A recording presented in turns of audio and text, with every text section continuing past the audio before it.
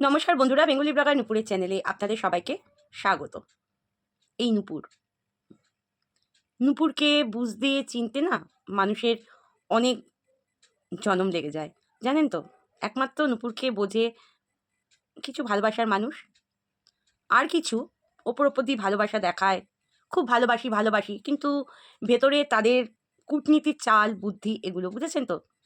নুপুর সবই বুঝতে পারে, নুপুর সবই বোঝে, বুঝেও নুপুর চুপ করে থাকে। কিছু কিছু সময় জানেন তো, মুখটা বন্ধ করে রাখাও উচিত। ওপরে ভগবান বলে তো কিছু আছে। ও যে ভগবানের মার দুনিয়ার বার বলে না, ভগবানের বিচার খুব শুষ্ক হয়, একদম দাড়িপাল্লার মাপায় সমান সমান হয়।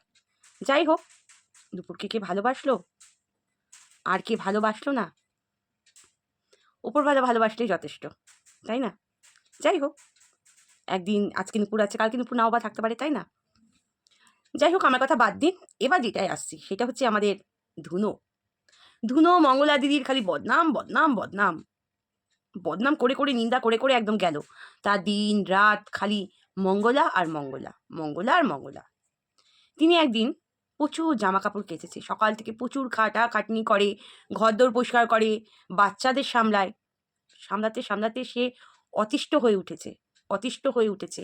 সংসারে এত কাজ একার হাতে সে সামলায়। সে সব জানে, সে সব জানে, মঙ্গলা দিদি কিছুই জানে না, কিছুই করে না, তাই না? ও বিধি বিধান সব জানে। মঙ্গল ঘট, মঙ্গল ঘটের সম্বন্ধে সে বলছে।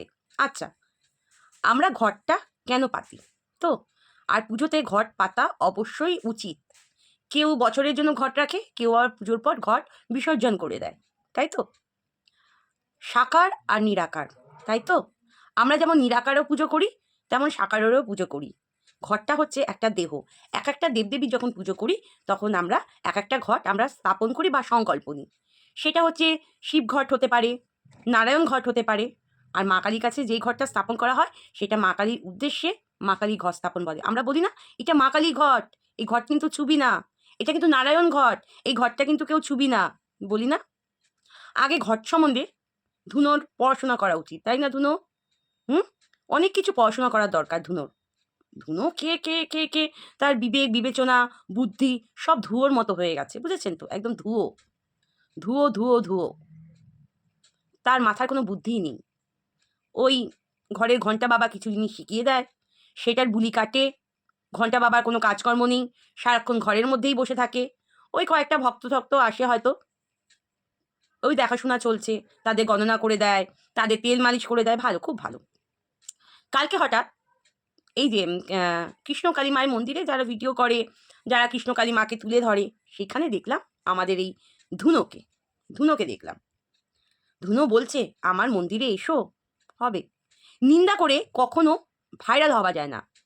যত বেশি মঙ্গলার নামে ও নিন্দা করবে, তত বেশি ওর অবনতি হবে, তত বেশি ওর অবনতি হবে। যেটুখানি উন্নতি হচ্ছিল, অবনতিই বেশি হবে। আর নিন্দা করে করেই তো চ্যানেলটা গিয়ে কারোর বাড়িতে গিয়ে মনিটাইজেশন করছে, তাই না বন্ধুরা? আপনারাই বলুন, আমি কি কোনো মিথ্যে কথা বলছি? মিথ্যে কথা তো বলছি না। বাবা, কালকে ভিডিওতে দেখেছেন, ভরে পড়ে সেই বাসন ছোড়াছুড়ি করছে। মঙ্গলা নিজের খাবার খেয়ে, পায়েস খেয়ে, পরমান্ন খেয়ে ভগবানকে খাওয়ায়, তাহলে তাহলে ধুনো কি করছে? ধুনোর বর ধুনোকে চামচে করে পরমান্ন খাওয়াচ্ছে, সেই পরমান্নই আবার ওই এঁঠো জিনিসটাই আবার মানুষকে দিচ্ছে, তাই না? হুম। একটা দিক নিজের দিকে বাড়ালে বাদবাকি দিক নিজের দিকেই ওঠে। নিন্দা করে ওপরে ওঠা কখনো যায় না, নিন্দা করে কখনো ওঠা ওপরে যায় না। যেই ঘটটা পাতা আছে সেটা মা কালীর ঘট বলে। ঘটের বিভিন্ন বিভিন্ন ঘট আছে, যেমন আমি এর আগেও বললাম, শিব ঘট, নারায়ণ ঘট, কার্তিক ঘট, গণেশ ঘট। এই ঘট ঘট ওর এত ফাস্ট্রেশন কেন ধুনোর? ধুনোর এত ফাস্ট্রেশন কেন? আরে বাবা, তুই সাধনা করিস, তুই তোর মতো চল।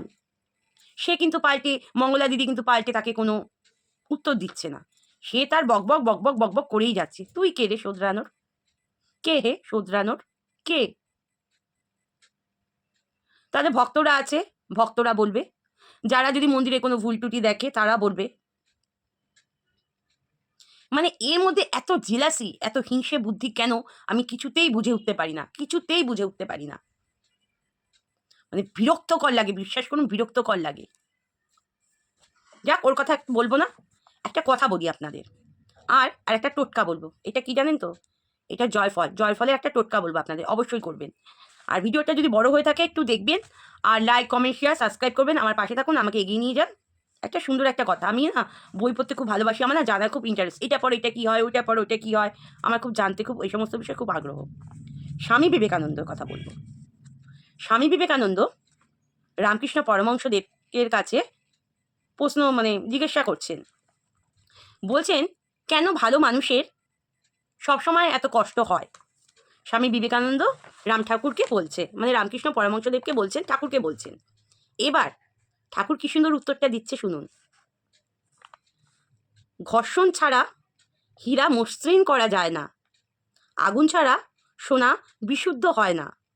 ভালো মানুষের পরীক্ষার মধ্যে দিয়ে যায়, এটা তাদের ভোগান্তি নয়, এইটা হচ্ছে তাদের অভিজ্ঞতা। বুঝেছেন? তার মানে ভালো মানুষ খালি আমরা কাঁদি না, ইস আমার সাথে ওরকম করেছে, এটা হচ্ছে আমাদের অভিজ্ঞতা।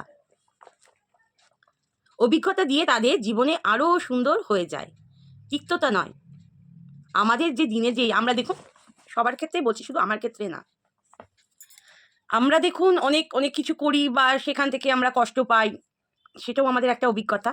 অভিজ্ঞতা শেষ নেই, বৃদ্ধ বয়স পর্যন্তও কিন্তু একটা অভিজ্ঞতা, জানেন তো?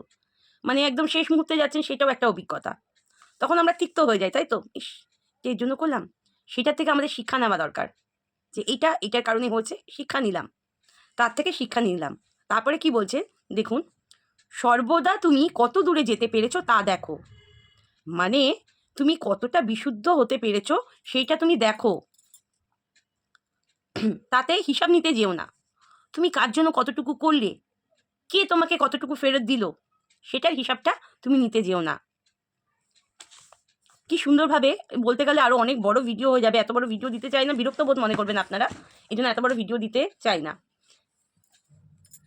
ধুনোকে বলবো মহাপুরুষদের জীবনীগুলো যাতে পড়তে, ওর অনেক শিক্ষার দরকার, অনেক জ্ঞানের দরকার। ওর জ্ঞান শিক্ষা খুবই কম, খুবই কম। অন্যের দোষটা না দেখে, যেটা অন্যের দোষটা ধরা হচ্ছে সেই সময়টুকু হচ্ছে ও শিক্ষা নিলে ভালো হয়, মহাপুরুষদের বই পড়লে ভালো হয়। যাই হোক, অনেক কথা বলে দিলাম, এবার টোটকাটা বলে দিই, ফটাফট টোটকাটা শুনে নিই। এটা হচ্ছে জয়িত্রী, জয়ফল। হাতের মধ্যে এরকম তালুতে নেবেন, নিয়ে এটাকে চ্যাটিং করবেন, এরকম করে হাতে 3 বার এরকম করে ঘোরাবেন। ঘুরিয়ে এবার এটা হচ্ছে কর্পূর বা গ্যাসের মধ্যে পুরো একদম পুড়িয়ে দেবেন। আপনাদের নেগেটিভ যদি আপনাদের ঘরের মধ্যে থাকে, আপনার মধ্যে থাকে, সেই নেগেটিভ এনার্জিগুলো দূর হয়ে যাবে। এইভাবে করবেন। আজকে শনিবার, তাই আমি এটা বললাম, শনি মঙ্গলবার করে এটা করবেন।